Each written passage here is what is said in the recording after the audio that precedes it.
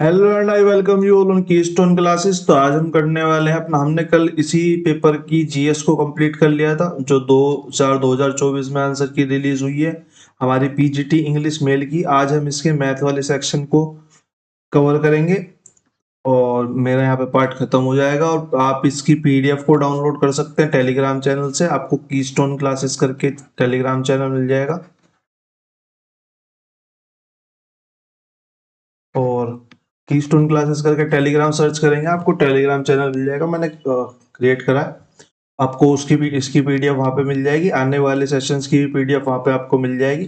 तो चलते हैं मैथ वाले सेक्शन की तरफ को। मैथ वाला सेक्शन हमारा क्वेश्चन नंबर 60 से, और ये हमारा पूरा जीएस हमने कल खत्म करा था। आज हम करेंगे मैथ वाले सेक्शन, ठीक है। तो हमारा पहला क्वेश्चन जो मैथ में है, मैं इसको थोड़ा सा बड़ा कर लेता हूँ और इसको थोड़ा सा सेट कर लेते हैं, ठीक है जी। फ्रेम में आ गया, काइंड ऑफ आ तो गया। जे बोरोड 63,360 रुपए for 2 years. What will be the compound interest if the interest for the first year is 30%? पहले साल के लिए 30% था, दूसरे साल के लिए 50% था। तो उसने हमसे कंपाउंड इंटरेस्ट पूछा है, सिर्फ कंपाउंड इंटरेस्ट पूछा है हमसे, सिर्फ कंपाउंड इंटरेस्ट पूछा है। तो अगर मैं बोलूं 30 साल पहले साल मिलेगा और 30% पहले साल मिलेगा और 50% अगले साल मिलेगा, कितने रुपए पे? भाई प्रिंसिपल है मेरा 63,360 रुपए, 63,360 रुपए मेरा प्रिंसिपल है। तो मैं इसको ए और बी वाले फॉर्मूले से निकाल सकता हूं। अगर मैं इसको पूरी परसेंटेज को यहां पे रखूं, ए की जगह 30% रखूं, बी की जगह 50% रखूं, क्योंकि यहाँ तो इंटरेस्ट है तो प्लस ही होगा, माइनस का तो कोई मतलब नहीं है।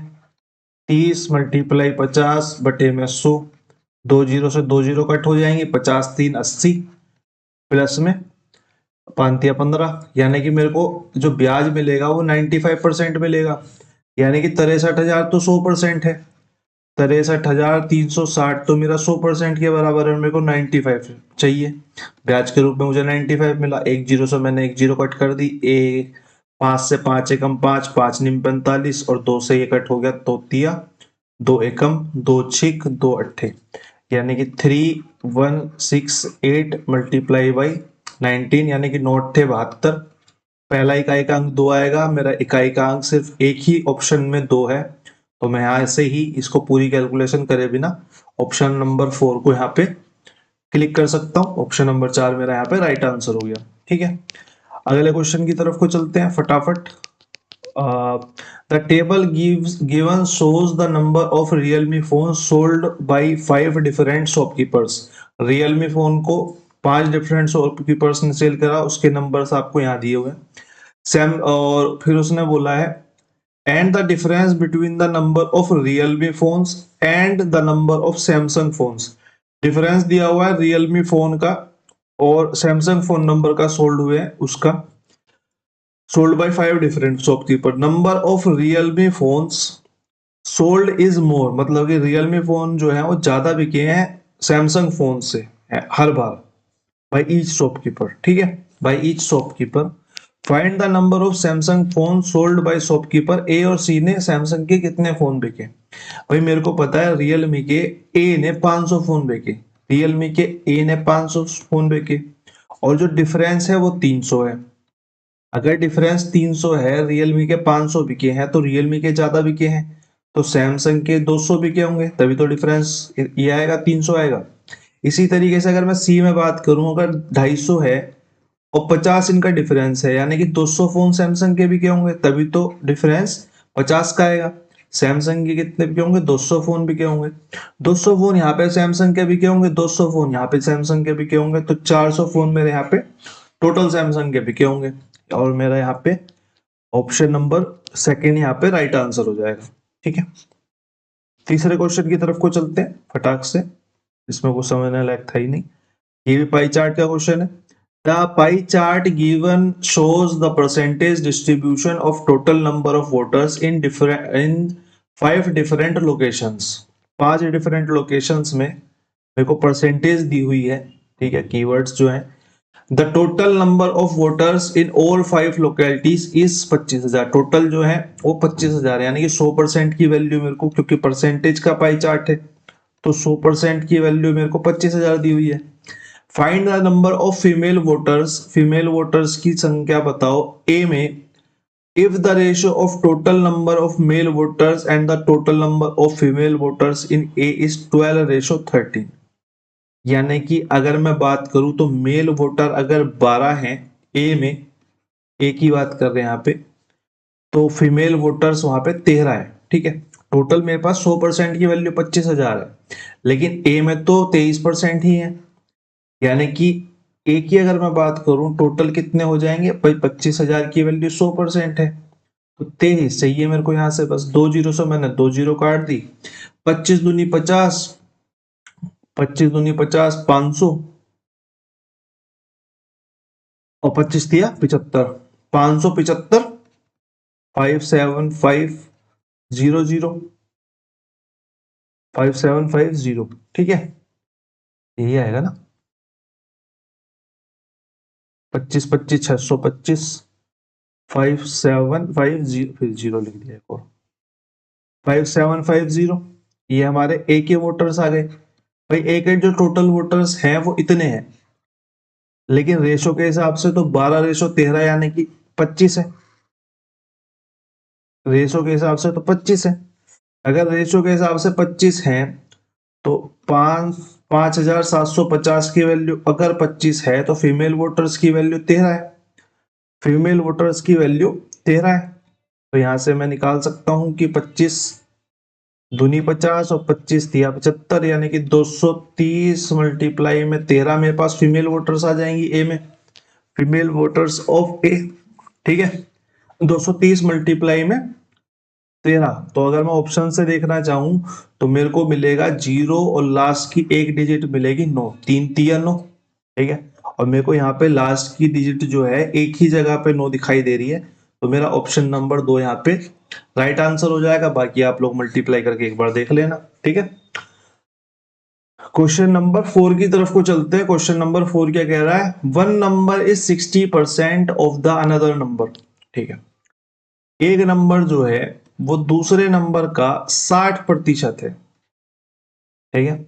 One number is 60% of the another number, एक नंबर दूसरे नंबर का 60% है। The large number is 32 more than the smaller, find the larger number.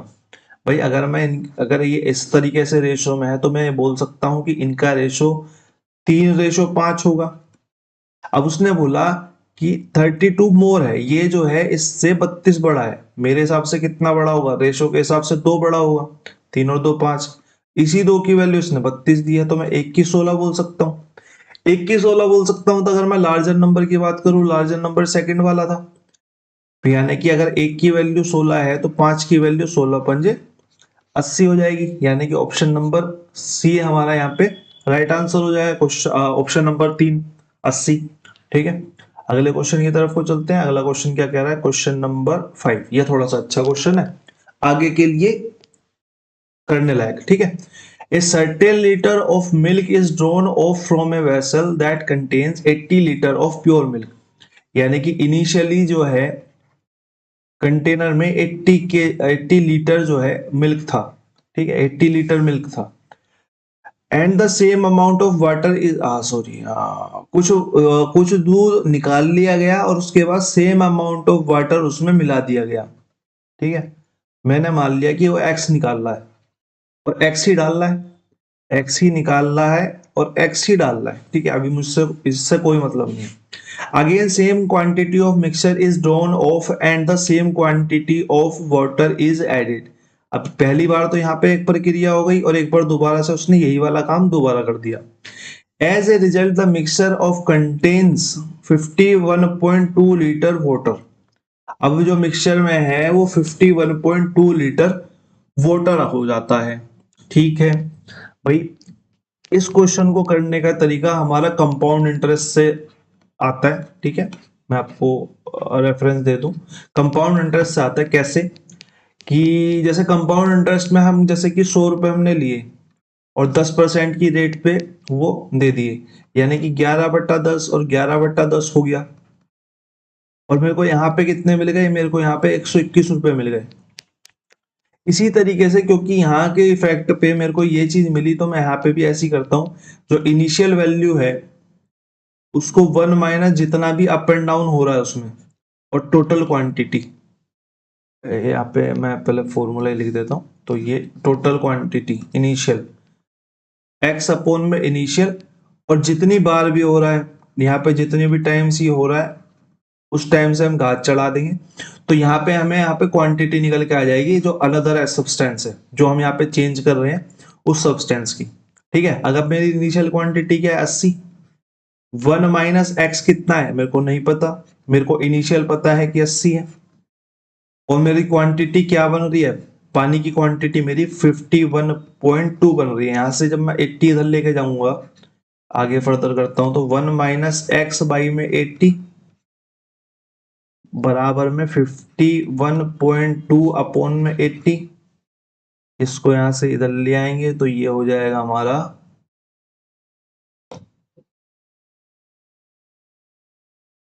8 छिंग 48, 8 छिंग 48 और 51.2, 8 चौक 32। ठीक है, यानी कि 64/100, 64/100।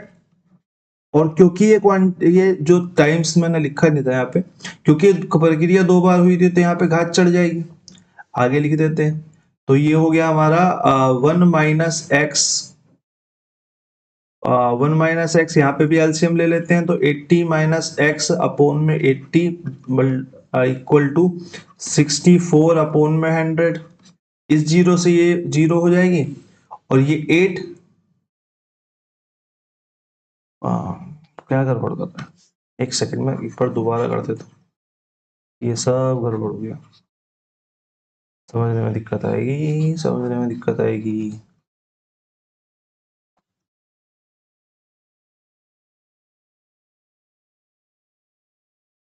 एक सेकंड बस। ठीक है, तो हम यहाँ पे वैल्यूज डालना स्टार्ट करते हैं। हमारी वैल्यू कितनी है, इनिशियल 80, 1 माइनस एक्स मेरे को नहीं पता, इनिशियल मेरे को पता है 80, और कितनी बार पर किया हुई 2 बार, बराबर में कितना मेरे पास पानी मिला मेरे को 51.2 लीटर। अब जब मैं इसे आगे सोल्व करूंगा, 80 यहाँ पे क्रॉस मल्टीप्लाई में अपोन में आ जाएगा, तो यहाँ से आएगा मेरे को 1 माइनस एक्स बाई में 80 का whole square equal to 51.2 upon में 80। इस पॉइंट को हटा के यहाँ पे 0 लिख लेते हैं, यहाँ पे 8 से डिवाइड करेंगे तो मेरे को यहाँ पे आगे मिलेगा। अगर मैं अब इसको मैंने फिर कुछ गड़बड़ लिख दिया, ये जो है ये अपोन नहीं है, 1 माइनस एक्स बाई 80। ठीक है, अब यहाँ पे मैं एलसीएम लूंगा तो मेरे को मिलेगा 80 माइनस में एक्स अपॉन में 80, और ये होल स्क्वायर इधर जाके अंडर रूट हो जाएगा। जब मैं 8 से डिवाइड करूंगा ये मेरे पास 64/100 आएगा, और इसका अंडर रूट ले लेंगे। ठीक है, तो मेरे को यहाँ पे मिला 80 minus x by 80 equal to under root में 64 अपोन में 100। इसके अंडर रूट से मेरे को क्या निकल के आएगा, मेरे को निकल के आएगा 8/10। 80 minus x by 80 equal to 8/10। 10 की इस जीरो से ये मल्टीप्लाई हो जाएगी और 8 64 हो जाएगा, तो 80 माइनस एक्स इक्वल टू 64। और मैं आगे की बात करूं तो x इधर चला जाएगा, 64 दूसरी तरफ चला जाएगा, तो यहां से मेरे को x की वैल्यू निकल के आ जाएगी 16 लीटर। और यही मेरे से पूछी है, how much of the milk was drone of initially. Initially मैंने 16 लीटर दूध निकाला था। ठीक है, और अगली बार 16 लीटर मिक्सचर निकाला था। ठीक है, ये इस क्वेश्चन का सॉल्यूशन हो गया। और क्वेश्चन नंबर 6 की तरफ को चलते हैं। ए boat cover 720 kilometres down stream 12 hours and covers a certain distance up stream in 15 hours. भाई क्वेश्चन ने बोला कि एक बोट है जो कि डाउन स्ट्रीम जाती है 720 किलोमीटर्स 12 आवर्स में। ठीक है, और अप स्ट्रीम जाती है कोई डिस्टेंस मेरे को नहीं पता 15 घंटे में। ठीक है, the ratio of distance traveled by the boat downstream down stream and up stream is 6:5। लेकिन अब उसने आगे बोल दिया कि जो डाउन स्ट्रीम का और अप स्ट्रीम का डिस्टेंस का रेशो है वो 6:5 में है। भाई मेरे को पता है यहाँ पे तो 720 जा रहा था, इसकी वैल्यू तो 720 है, तो मैं यहाँ से इसकी वैल्यू निकाल सकता हूँ। ये कितनी आएगा, मल्टीप्लाई बाई 120 हुआ है, तो यहाँ भी मल्टीप्लाई बाई 120 यानी कि 600 आ गया। अब इस एक्स की जगह मेरे को वैल्यू पता चल गई, ये 600 है, 600 है, ठीक है। अब मैं पर आवर निकाल सकता हूँ, पर आवर क्या स्पीड आ रही है, तो अगर स्पीड की मैं बात करूँ तो 12 पंजे 60, 12 छीं 72, 60 किलोमीटर पर आवर है, और 15 चौका 60, 40 किलोमीटर पर आवर है, ठीक है। अब उसने कहा कि find the time taken by the boat covers 122 kilometre in still water. अब स्टिल वाटर की स्पीड क्या होगी, स्टिल वाटर में बोट की स्पीड क्या होगी, दोनों स्पीडों को जोड़ के आधा कर दो, वहां से आपकी धारा की स्पीड कट हो जाएगी, तो यहां से मेरे को स्पीड मिली 50 किलोमीटर पर आवर, ठीक है। और अब मेरे को ट्रेवल करना है, टाइम निकालना है 122 किलोमीटर का। अगर 122 किलोमीटर जाना चाहता है और 50 किलोमीटर प्रति घंटा की स्पीड है, तो मैं ये कह सकता हूँ कि 50 2 घंटे और 22/50 2 घंटे, 2 आवर्स तो पूरे हो गए, और 50 दूनी 100, अगर मैं पॉइंट लगा दूं तो मेरे को मिल गया 220, तो 5 चौक 20 और 5 चौक 20, 2.44 आवर्स मेरा यहाँ पे राइट आंसर हो गया, ठीक है। ऑप्शन नंबर बी हमारा यहाँ पे राइट आंसर हो गया। क्वेश्चन नंबर 7 की तरफ को चलते हैं। Shopkeeper marks his good 30% above cost price but allows 45% discount for cash, ठीक है। एक शॉपकीपर है जिसने अपनी गुड्स को 30% ज्यादा मार्क करा कॉस्ट प्राइस से। मैंने मान लिया कॉस्ट प्राइस जो था 100% था, तो इसका मार्केट प्राइस कहीं ना कहीं 130% रहा होगा, 30% ज्यादा, ठीक है, 130% रहा होगा। अगर वो 45% का कैश डिस्काउंट अलाउ करता है, तो 130 पे अगर 45% का कैश डिस्काउंट अलाउ हुआ तो कितना बना, ये बना 45,450, और 4 तिया 12, 135, 450 और 135, 5 3 8 5, 585, यानी कि 58.5, 58.5 तो नहीं आना चाहिए, 130 45 मल्टीप्लाई कर लेते हैं, 5 दिया 15 का 5, एक हासिल, 4 दिया 12, 12 और 5 17 और एक 18 का 8 लगा, एक हासिल, 4 एकम 4 और एक 5, 58.5 यार है, ठीक है। यानी कि अगर कैश डिस्काउंट दे दे, कैश डिस्काउंट देने के बाद उसको प्राइस कितना पड़ता है, उसको 58.5, यानी कि एसपी जो हो गया मेरा, वो मेरा हो गया 58.5 हो गया, ठीक है। एसपी अगर 58.5 है तो लॉस कितना हुआ, सीपी 100 था, 58.5% में बेका, तो मेरा लॉस कितना हो गया, 100 माइनस में 58.5% इक्वल टू 28.5% का मेरे को यहाँ पे सीधा सीधा लॉस हो गया। मेरे को निकालने की भी जरूरत नहीं है, क्योंकि वो नीचे सीपी का शो आएगा, मल्टीप्लाई में बस परसेंटेज का शो जाएगा, तो भी वही आएगा answer. Question number 7, question number 8 की तरफ को चलते हैं। क्वेश्चन नंबर 8 हमारा क्या कह रहा है, क्वेश्चन एक सेकंड देना मेरे को। क्वेश्चन नंबर 8, क्वेश्चन नंबर 8 हमारा क्या कह रहा है, find the sum of the cube of 6 even numbers. Find the sum of the cube of 6 even numbers. इसका डायरेक्ट आप फॉर्मूला लिख लो, क्यूब ऑफ 6 नंबर्स, या तो आप सबकी क्यूब करके जोड़ लो, एक एक का में एक, 2 दूनी 4 दूनी 8, 3 तिया 9 तिया 27, 4 चौक 16 चौका 64, 55 25 पंजे 125, 6 चिंग 36 छिक्का 216, ये हो गए। इन सबको जोड़ोगे, सॉरी ये इवन नंबर्स की है, तो 2 दूनी 4 दूनी 8, 4 चौक 16 चौका 64, 6 चिंग 36 छिक्का 216, 8 8 64 और 512 और 10 दाई से 1000। इन सबको जोड़ना पड़ेगा, या फिर इनका एक डायरेक्ट फॉर्मूला है, वो आप फॉर्मूला लिख लो। Sum of first sum of sum कैसे लिखेंगे, इसको लिखेंगे हम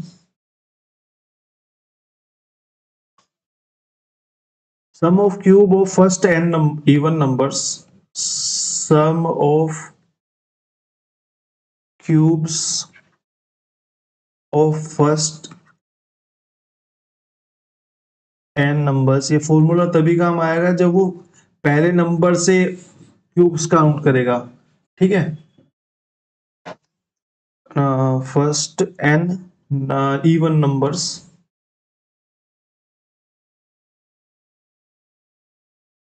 फर्स्ट एन इवन नंबर्स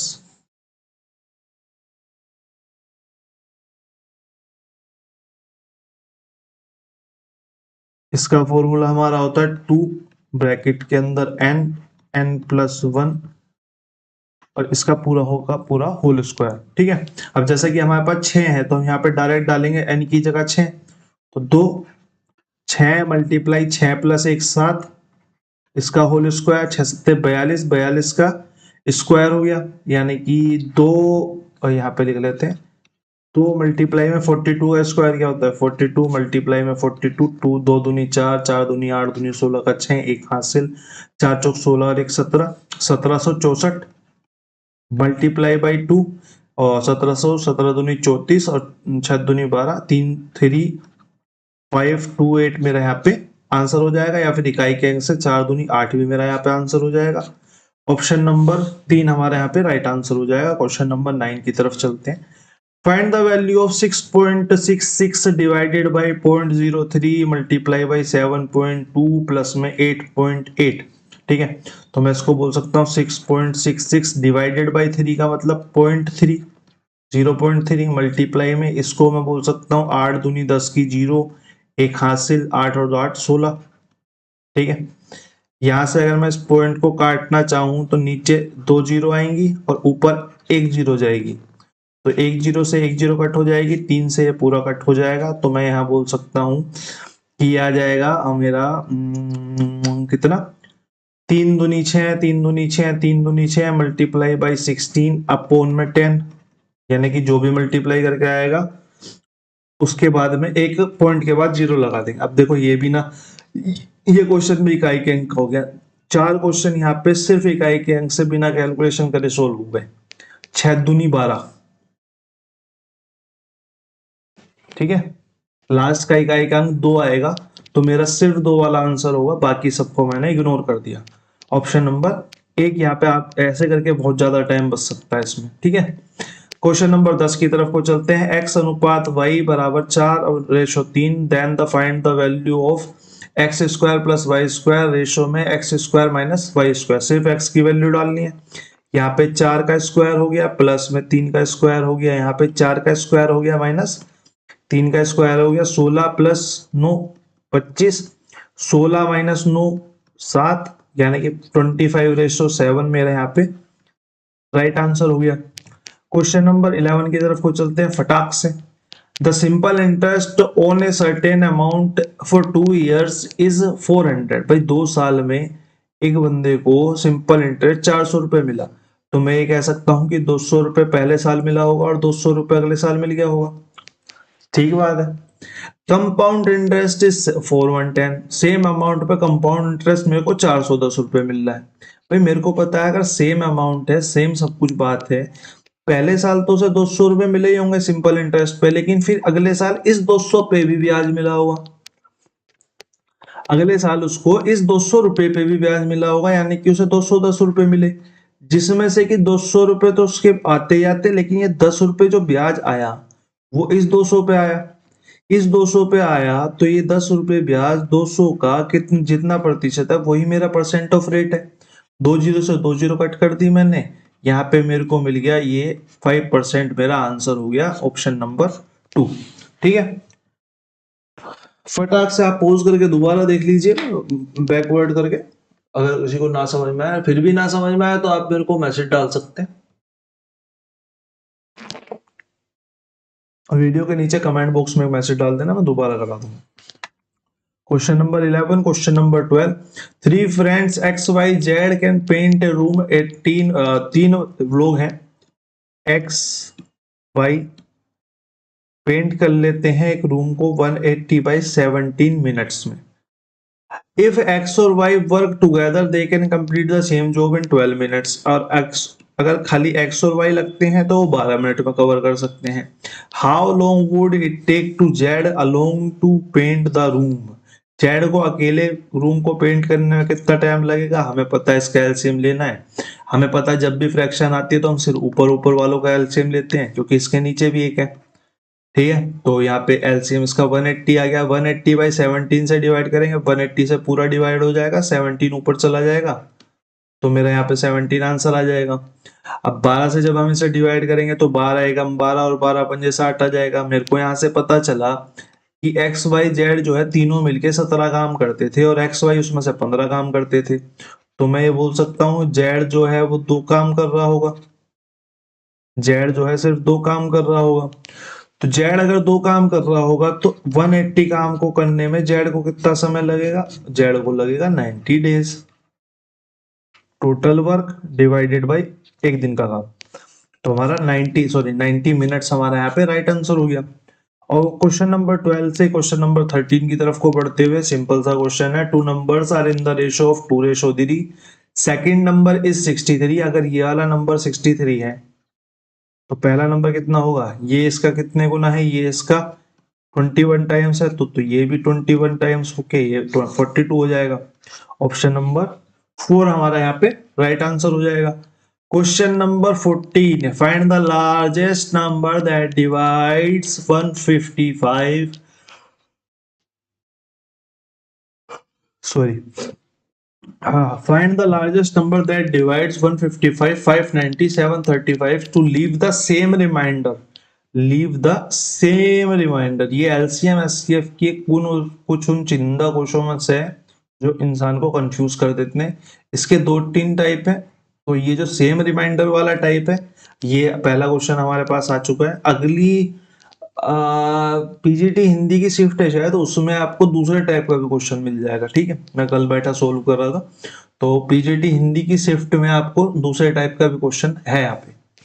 तो find the largest number that divides 155। तो इस क्वेश्चन को हम कैसे करते हैं, इस क्वेश्चन अगर हमारा रिमाइंडर सेम बच रहा है हर बार, तो हम इसको कैसे करते हैं, बड़ी संख्या में से छोटी संख्या घटाते हैं। जैसे कि मैंने सबसे बड़ी संख्या लिखी 735, उसमें से सबसे छोटी संख्या घटा दी 155।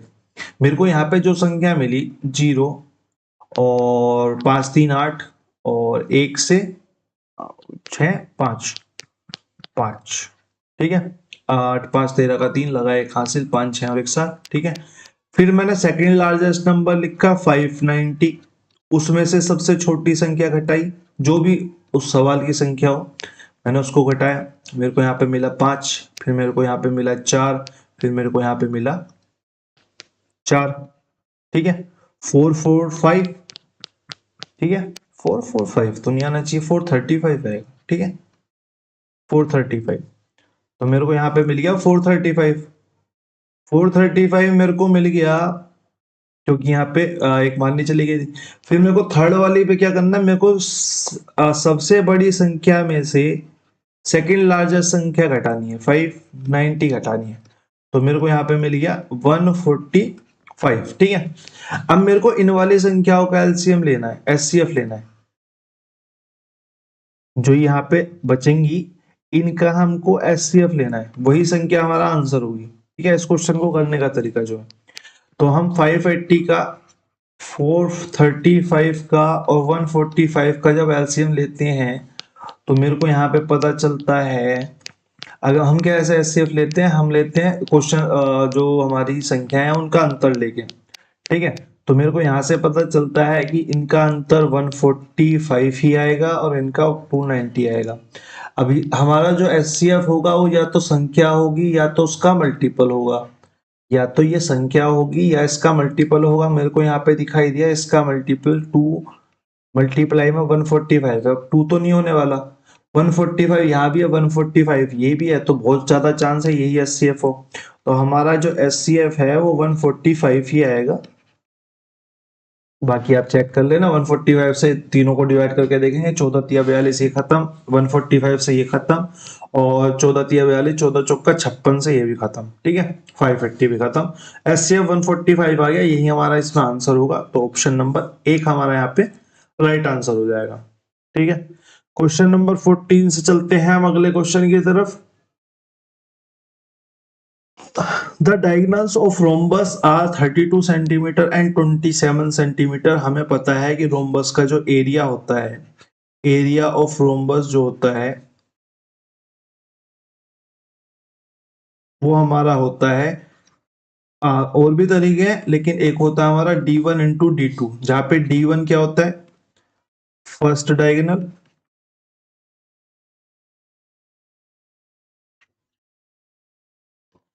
और D2 क्या होता है, सेकेंड डायगोनल।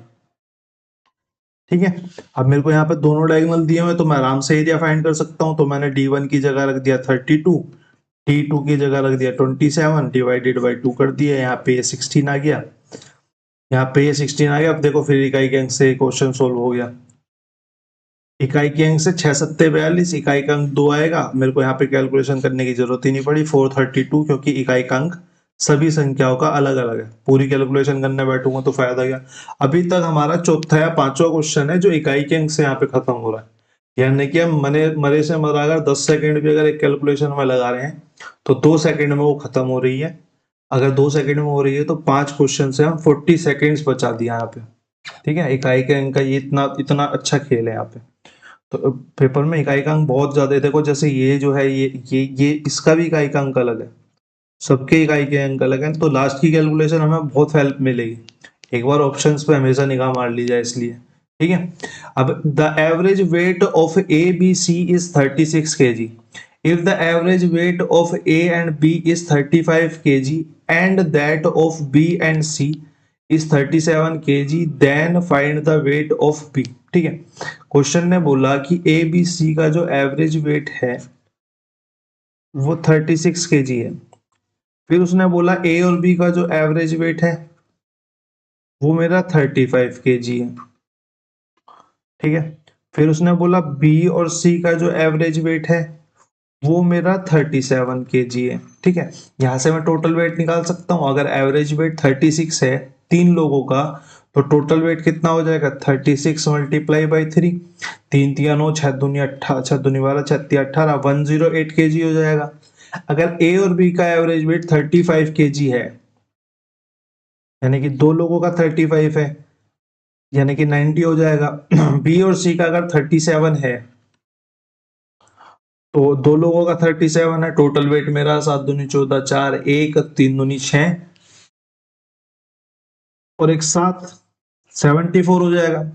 अगर मैं ए प्लस बी और बी प्लस सी को जोड़ दूं, ए प्लस बी और बी प्लस सी को जोड़ दूं, तो मेरे को यहाँ पे मिलेगा ए प्लस 2b प्लस में सी बराबर में 90 प्लस में 74, यानी कि अगर मैं बात करूं तो 9 7 16 164। और अगर इसमें से ये ए प्लस बी प्लस सी घटा दूं, ए प्लस बी प्लस सी घटा दूं, अगर मैं इसको घटा दूं 36 108 को घटा दूं, तो मेरा यहाँ पे ए से ए कट हो जाएगा, बी से बी कट हो जाएगा, बी में से 2b में से b माइनस होगा, तो मेरे को यहाँ पे b का वेट निकल के आ जाएगा। मेरे से वही पूछा है।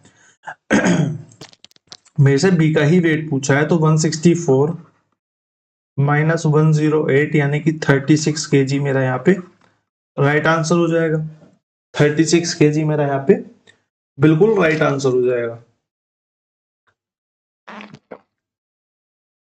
क्वेश्चन नंबर 17 की तरफ को चलते हैं। क्वेश्चन नंबर 17 हमारा क्या कह रहा है, a manufacturer sells an item to a wholesale dealer at the profit of 80%। एक मैन्युफैक्चरर है, उसने डीलर को सामान बेचा प्रॉफिट पे 18% के। ठीक है, the wholesaler sells the same to the retailer at a profit of 16%। Wholesaler ने यहाँ पे रिटेलर को बेचा, होलसेलर ने यहाँ पे रिटेलर को बेचा, प्रॉफिट में बेचा 16% के। फिर रिटेलर ने वो सेल कर दिया कस्टमर को, कस्टमर को, और कस्टमर को सेल करके उसे यहाँ पे प्रॉफिट मिला 20% का, और कस्टमर को वो जो प्राइस पड़ा वो पड़ा 32851.2। ठीक है, रिवर्स केस है, उल्टा केस है। अगर ये 18% का प्रॉफिट हुआ यानी कि 100 की चीज को 118 में बेचा गया, 16 का हुआ तो 100 की चीज को 116 में बेचा गया, 20 का हुआ तो 100 की चीज को 120 का बेचा गया। तो मेरे को पता है कि फाइनल प्राइस जो है मेरा 32851.2 है। अगर मैं यहां से यहां आना चाहूं तो मेरे को करना पड़ेगा, इसकी जो वैल्यू है 120 है, तो मेरे को 100 की निकालनी पड़ेगी। मैं यहाँ पे आ गया।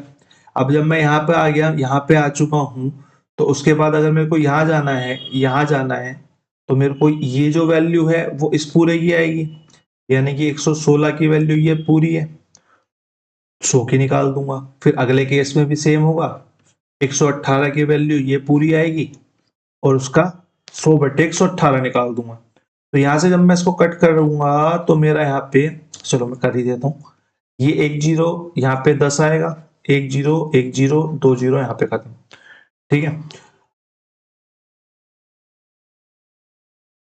और अगर मैं कट करता हूं तो 12 दूनी 24, कितना बच गया, 6 और 2 8, 12 पंजे 60, 12 छिंग 72, 12 सत्ते 84, 4, 12 पंजे 12 24, 12 33, 12 चौक 48, 12 दूनी 24, 12 तिया 36, 36 से बच गया हमारा 5 और 4 9, 9 9 से और 91, 12 पंजे 60, 12 छिंग 72, 12 सत्ते 84, 12 12 सत्ते 84, तो कितना बच गया 7, 12 पंजे 60, 12 छी 72। ठीक है, तो और किससे काट सकते हैं हम, और यहाँ पे 16 है तो फिर 4 से काट लेते हैं, थोड़ा छोटा हो जाएगा।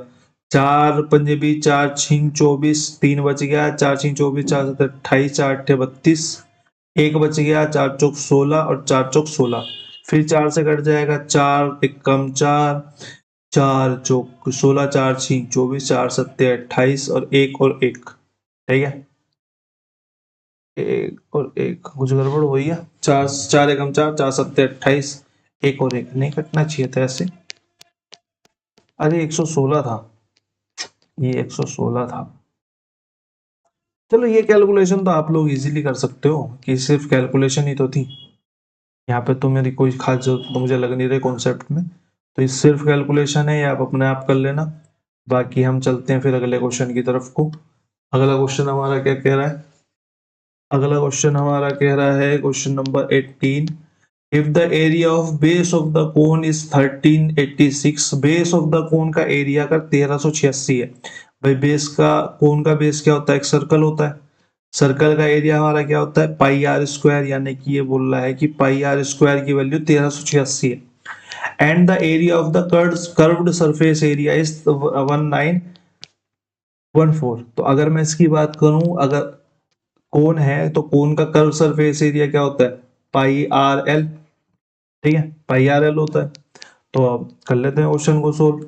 मेरे को पाई आर स्क्वायर की वैल्यू दिया 1386 और पाई आर एल की वैल्यू दिया मेरे को 1914, तो वॉल्यूम पूछा है, तो मैं ये बोल सकता हूं कि पाई आर स्क्वायर अगर 1386 है, ठीक है 1386 है, तो यहाँ पे मेरे को पाई की अगर मैं वैल्यू डाल दूं तो मेरे को मिलता है आर स्क्वायर बराबर में पाई की वैल्यू डालते ही मेरे को 22 नीचे और 7 ऊपर, कट करूंगा तो 2, 11 एकम 11, 2 बच गया, 11 दूनी 22 और 11 छिंग और 2 से 2 छिंग 2 तिया, यानी कि मेरे को यहाँ पे मिल गया आर स्क्वायर बराबर में 9 × 7 × 7, क्योंकि 63 को मैं 9 × 7 में लिख सकता हूँ, तो मेरे को आर यहाँ से मिल गई, 9 में से एक 3 बाहर आ गया और एक 7 बाहर आ गया, यानी कि आर बराबर मेरी 21 सेंटीमीटर यहाँ पे आ गई।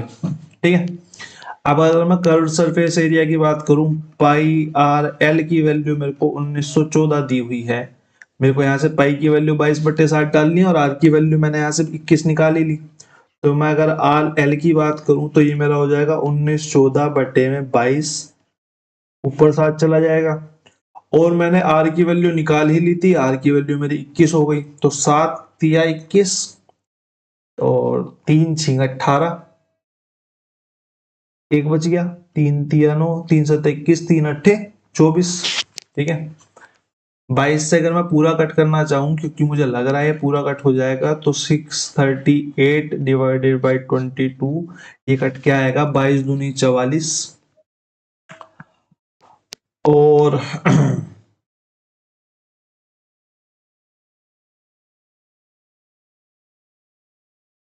बाईस से पूरा तो नहीं कट होगा है, 22 से पूरा नहीं कट हो पा रहा। लेट मी सी, हाँ जी,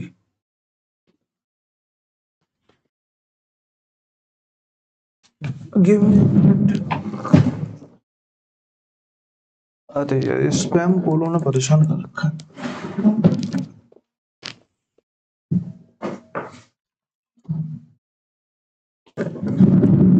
मेरे को 1 मिनट का टाइम दे दो प्लीज।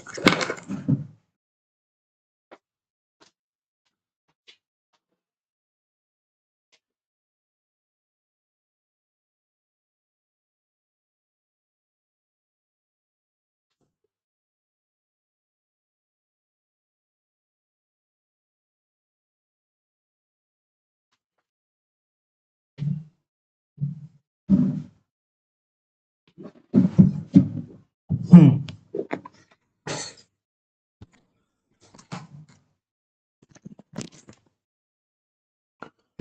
तो हमारा यहाँ से क्या आ गया था, 630, कितने से कट करा था हमने, 3 से, 3 6 18, 1 3 3 9 और 3 7 21, 3 8 24, यानी कि 638 डिवाइडेड बाई 22। 2 से कट करेंगे तो 2 तिया 6, 2 एकम 2, 2 नीम 18, 11 और 11 से कट होगा, 11 दूनी 22 और 11 नीम, यानी कि एल की वैल्यू मेरी आ गई 29 सेंटीमीटर। ठीक है, अब मेरे को एक ट्रिपलेट पता है, मेरी एक ट्रिपलेट होती है 20 21 29। ठीक है, अगर मेरी ये आर है, ये मेरी एल है, तो जाहिर सी बात है मेरी एच 20 होगी। ठीक है, ट्रिपलेट्स आपको पता होनी चाहिए, कम से कम 20 तक की तो पता होनी चाहिए। ठीक है, आपकी ये छठी सातवीं आठवीं, छठी सातवीं ट्रिपलेट होती है 20 21 29, तो आपको इतनी ट्रिपलेट्स तो पता होनी भी चाहिए। तो आपकी जो ट्रिपलेट है वो है हमारी 20 21 29, तो 20 21 29 से मेरे को एच मिल गई यहाँ पे 20। अब एच की मेरे को क्या जरूरत है, क्योंकि वॉल्यूम ऑफ कोन जो होता है वो होता है 1/3 पाई आर स्क्वायर एच होता है। तो मेरे को यहाँ एच की जरूरत थी, मैंने एच यहाँ पे फॉर्मूले में ना डाल के मैंने यहाँ से निकाल लिया। अगर आपको फॉर्मूले से एच निकालनी है तो आप फॉर्मूले से एच निकाल सकते हैं कि एल स्क्वायर बराबर होता है मेरा एच स्क्वायर प्लस में आर स्क्वायर के। ठीक है, एल स्क्वायर मेरा क्या हो जाएगा, 29 का स्क्वायर बराबर में एच का स्क्वायर मेरे को नहीं पता, प्लस में आर का स्क्वायर मेरे को 21 का स्क्वायर। ठीक है, अब यहाँ से आप क्वेश्चन को सोल्व करेंगे तो आपको यहाँ पे एच मिल जाएगी, यानी कि 29 का स्क्वायर माइनस 21 का स्क्वायर अंडर रूट में बराबर होगा एच के। ठीक है, अब यहाँ से आप ए और प्लस बी और ए माइनस बी का फॉर्मूला भी लगा सकते हो। ठीक है, यहाँ से अगर मैं ए प्लस बी और ए माइनस बी का फॉर्मूला लगाऊं तो मेरे को यहाँ पे मिलेगा 2 2 4 और 1 5, 50 मल्टीप्लाई में 50 मल्टीप्लाई में 8। ठीक है, 25 दूनी 50, तो 1 5 बाहर आ गया और 1 2 बाहर आ गया, यहाँ से 8 दूनी 16 से 4 बाहर आ गया, यानी कि 5 चौक 20 मेरा यहाँ पे स्क्वायर बाहर आ जाएगा। ठीक है, अब मैं सीधा वॉल्यूम निकाल लेता हूँ, 1/3 पाई आर स्क्वायर है, 1/3 यानी कि 1/3 पाई की वैल्यू मेरे को पता है 22/7 होती है, आर स्क्वायर मेरे को पता है 21 है आर, जो मैंने निकाली थी पहले ही, मल्टीप्लाई 21, एच मैंने यहाँ पे 20 निकाल ली, 7 तिया 21 और 3 से ये 3 खत्म, और 22 दूनी 21 दूनी 42, 42 दूनी 84, यानी कि 840 मल्टीप्लाई में 11 बराबर में मेरा आ गया 9240 सेंटीमीटर क्यूबिक। ठीक है, वॉल्यूम जो होती है हमारी वो क्यूब में निकलती है, तो 9240 हमारा यहाँ पे राइट आंसर हो गया क्वेश्चन नंबर 18 का। क्वेश्चन नंबर 19 की तरफ को चलते हैं सीधा। Two persons A and B started from two different poles toward each other. दो लोग A और B ने स्टार्ट करा एक दूसरे की ओर चलना। अरे बहुत सिंपल क्वेश्चन है। ठीक है, if the ratio of their speed is 7:13, ratio जो है वो ए और बी का 7:13 है। अगर रेशो स्पीड का इतना है तो टाइम का 13:7 होगा, उल्टा होता है, ठीक है, 13:7 होगा। Then what is the ratio of distance covered by A and B respectively till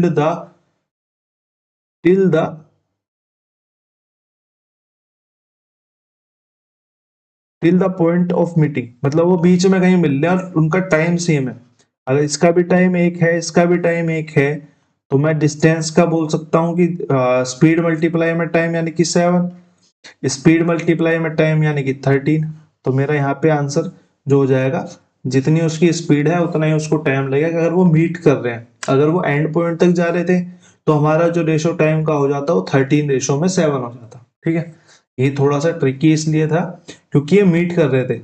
अगर ये मीट ना कर रहे होते और यहाँ पे ये यहाँ से चल के यहाँ पहुंच जाता और ये यहाँ से यहाँ चल के पहुंच जाता, तो इनको जो टाइम लगता वो लगता 7:13 था, तो 13:7, यानी कि स्पीड के रेशो का रिवर्स, ठीक है। क्वेश्चन नंबर 19, आखिरी क्वेश्चन आज का, आखिरी क्वेश्चन कर लेते हैं। A and B started working on a project, A can complete a project in 36 days. A जो है प्रोजेक्ट को 36 डेज में कंप्लीट कर सकता है। ए वर्क फॉर 20 डेज, अब ए ने 20 दिन काम कर लिया, उसके बाद बी काम करने आया। भाई ए ने अगर 20 दिन काम कर लिया और 36 दिन में पूरा कर सकता है, तो मैं ये कह सकता हूँ ए ने जो है अगर 16 दिन और काम कर लिया होता तो खत्म हो जाता, लेकिन उससे पहले ये चला गया। फिर उसी काम को करने के लिए बी आ गया, बी ने 8 दिन काम करा। How many days would be have taken to complete the entire project all by herself. भाई जो ये 16 दिन में काम करता वो बी ने 8 दिन में कर लिया, तो मैं ये कह सकता हूँ कि यहाँ से अगर मैं एलसीएम लूं 16, तो ये एक काम कर रहा होता, ये 2 काम कर रहा होता। अब ये मेरा टोटल वर्क नहीं है क्योंकि सिर्फ ए ने 16 दिन ही काम करा है। अगर ए ने 16 ही दिन काम करा है तो टोटल वर्क के लिए मुझे एक को पूरा 36 दिन काम कराना पड़ेगा। अगर मैं टोटल वर्क की बात करूं तो 36 दिन में होता है, किसके द्वारा, ए के द्वारा, जो एक दिन में एक काम करता है। तो मेरा टोटल वर्क यहाँ पे 36 हो गया, टोटल वर्क मेरा 36 हो गया। तो उसने बोला है how many days would be have taken to complete the entire project all by herself. तो बी को कितना टाइम लगेगा, टाइम टेकन बाय बी कितना होगा, बी को कितना टाइम लगेगा भाई, 36 काम करना है। बी एक दिन में 2 काम करता है, तो अगर मैं 2 से डिवाइड कर दूं तो मेरा 18 दिन यहाँ पे राइट आंसर हो जाएगा, जो कि बी खत्म कर लेगा। और हमारा यहाँ पे ये वाला पेपर पूरी तरीके से हमने मैथ और जीएस के दोनों के सेक्शन यहाँ पे कंप्लीट कर लिए। ऑप्शन नंबर ए यहाँ पे राइट आंसर हो जाएगा। अब आपसे मिलते हैं पीजीटी हिंदी, पीजीटी हिंदी या एनवायरमेंट साइंस का पेपर लेके आते हैं कल से। कल उसकी जीएस करेंगे, परसों उसकी मैथ करेंगे, या कल ही उसकी जीएस और कल ही उसकी मैथ कंप्लीट कर लेंगे, जैसा भी होता है देखते हैं, ठीक है। Thank you.